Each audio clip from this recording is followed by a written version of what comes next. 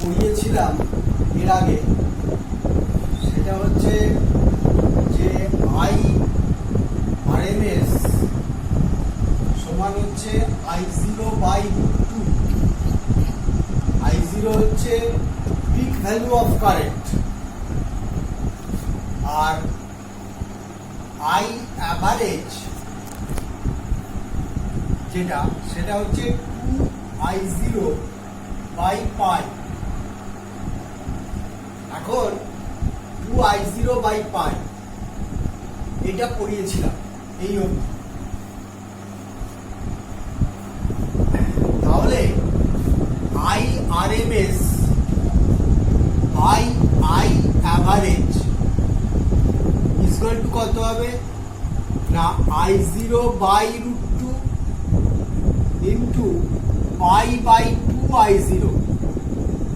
তাহলে I0টা কাটলো, তাহলে π/2√2 সমান 1.11। এইটাকে বলা হয়, এই I RMS by I average, এইটাকে বলা হয় ফর্ম ফ্যাক্টর। ফর্ম ফ্যাক্টর, এই ফর্ম ফ্যাক্টর ব্যাপারটা নির্দেশ করে এর মানটা এই 1.11 বা 1-এর থেকে যত চেঞ্জ হবে তত মানে ওর যে এসির যে আকৃতিটা, সেই আকৃতিটাও যে সাইনোসোডিয়াল থেকে তত বেশি বিকৃত হবে।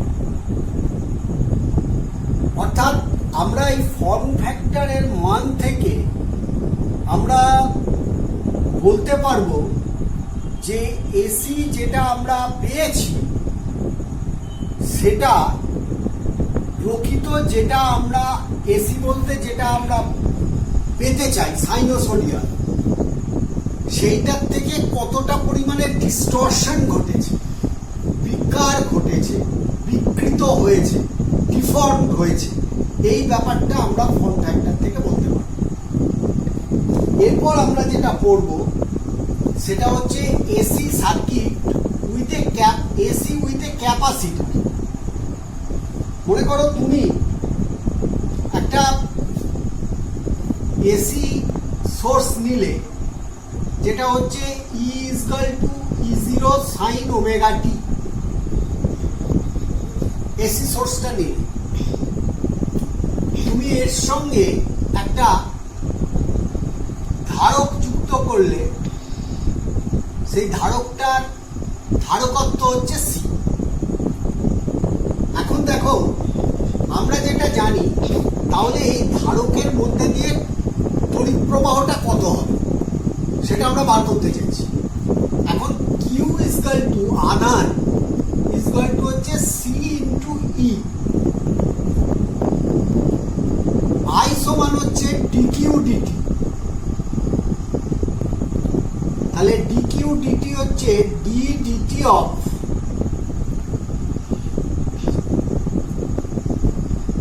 কিউ এর জায়গায় বসাবো সি ই,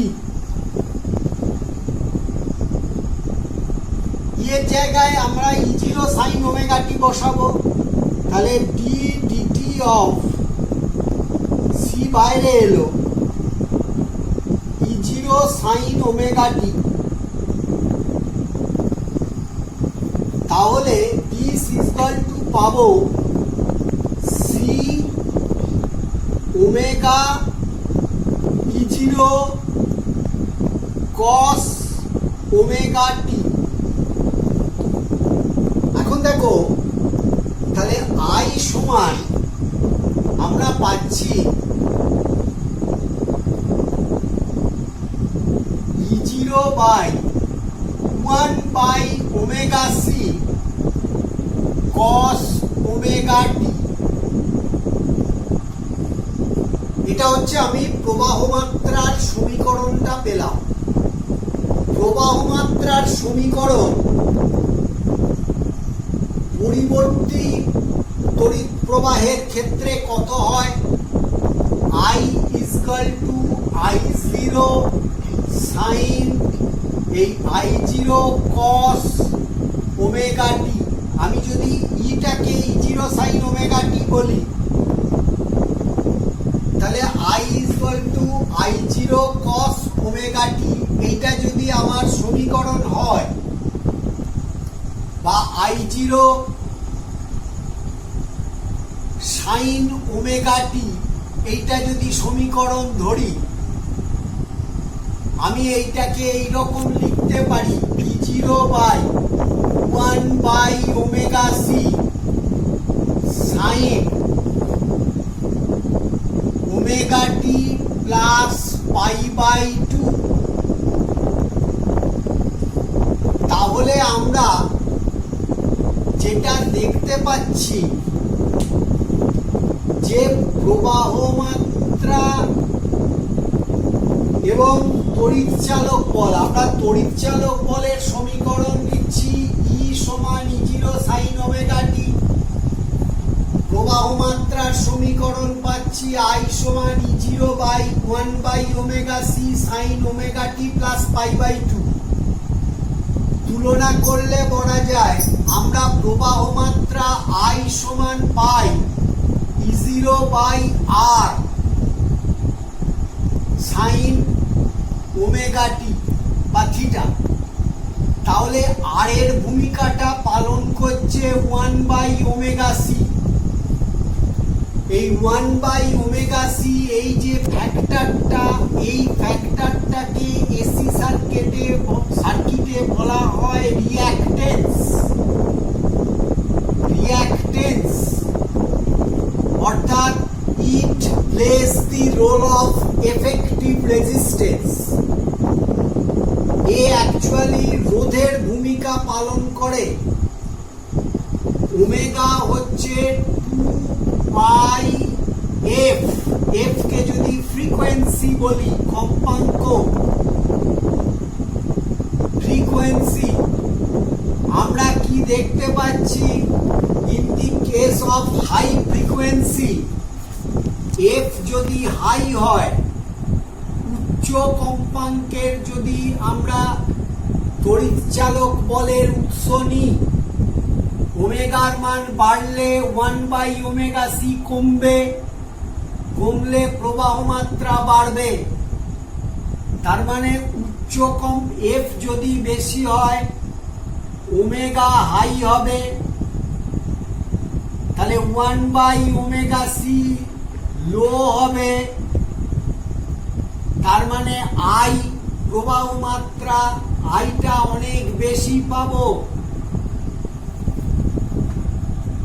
ঠিক অপর ক্ষেত্রে এফ যদি লো হয়, ফ্রিকোয়েন্সি লো ফ্রিকোয়েন্সির যদি আমি একটা এসি ভোল্টেজ নিই, তাহলে ওমেগা লো হবে,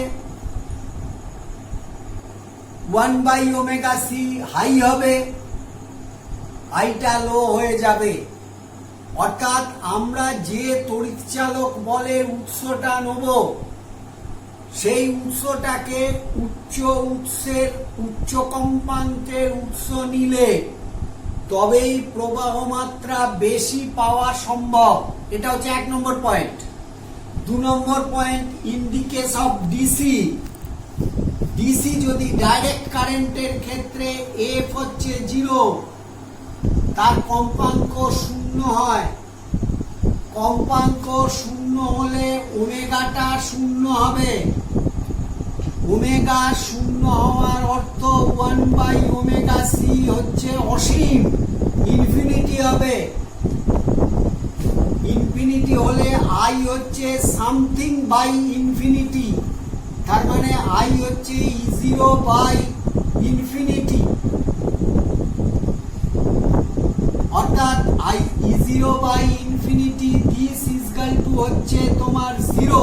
অর্থাৎ প্রবাহ মাত্রা পাবো না সাইন ওমেগা টি। আমি ওমেগা টিটা লিখিনি এখানে, E zero by infinity sine omega T plus pi by 2 is equal to 0।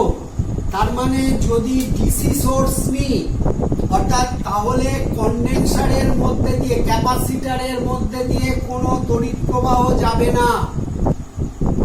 একমাত্র যতক্ষণ ধরে ক্যাপাসিটরটা চার্জড হবে,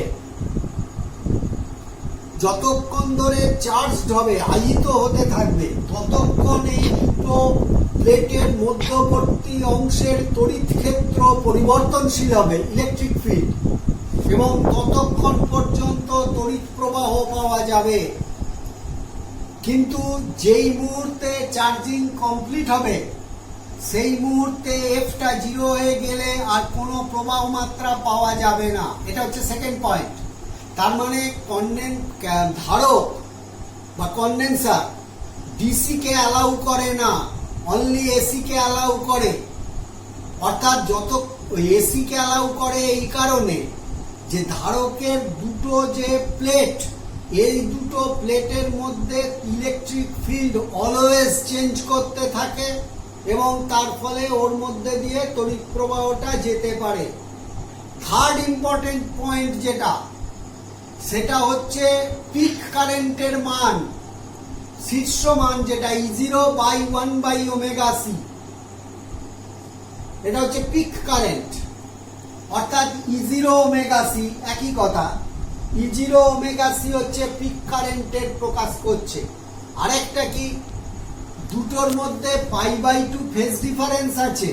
তড়িৎচালক বলের সমীকরণ যদি E=E0 sin ওমেগা t হয়, তাহলে প্রবাহ মাত্রার সমীকরণ হবে E=I0 sin omega t plus π/2।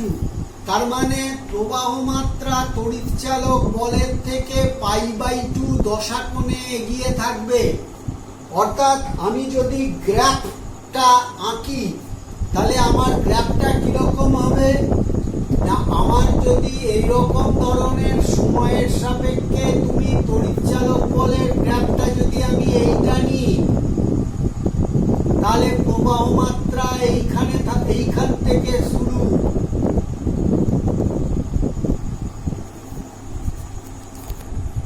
এই অর্থাৎ প্রবাহ মাত্রাটা π/2 দশাকোণে এগিয়ে থাকবে। অর্থাৎ তড়িৎচালক বলের সমীকরণ তুমি কোনো সময়ে নিতে পারো E=E0 sin ওমেগা t। ঠিক সেই মুহূর্তে তোমাকে তাহলে in the case of purely মানে capacitor circuit, in the case of AC, I=I0 sin omega t plus phi। phi হচ্ছে phase difference between electromotive force and current, এবং phi এর মান হচ্ছে plus π/2 in the case of purely capacitive circuit, in the case of AC. এই তিনটে কথা তোমাকে মনে রাখতে হবে। এক নম্বর, 1 by omega c plays the role of effective resistance. This is called in the case of AC circuit reactance. When in the case of DC F is equal to 0, that means current also I is equal to 0. অর্থাৎ আমি কন্ডেন্সারের মধ্যে দিয়ে কোনোভাবেই DC অর্থাৎ সমপ্রবাহ যেতে পারে না। Third হচ্ছে ইলেকট্রোমোটিভ ফোর্স এবং কারেন্ট, এদের মধ্যে একটা ফেজ ডিফারেন্স অলওয়েজ এক্সিস্ট করবে। ইলেকট্রোমোটিভ ফোর্সের তুলনায় কারেন্টের ফেজ π/2 এগিয়ে থাকবে।